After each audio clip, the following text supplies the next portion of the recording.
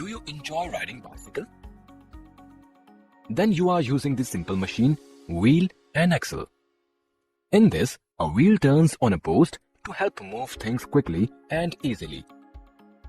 The wheels in a bicycle, steering of car, doorknob are also the examples of wheels and axles. Pulley.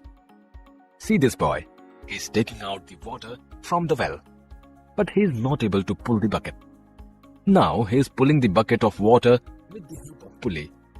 A pulley uses a wheel and a rope to lift the load. Since it is used to pull the things, that's why it is called pulley. It is used in crane, a flagpole, and a mini blind. Screws. Screw is also a simple machine. It looks like a nail with grooves. A screw is an inclined plane wrapped around a shaft.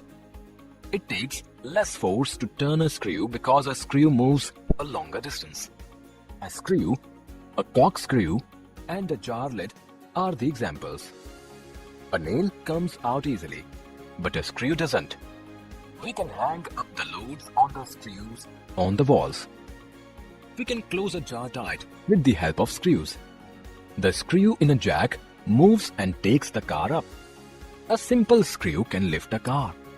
That is the reason it is called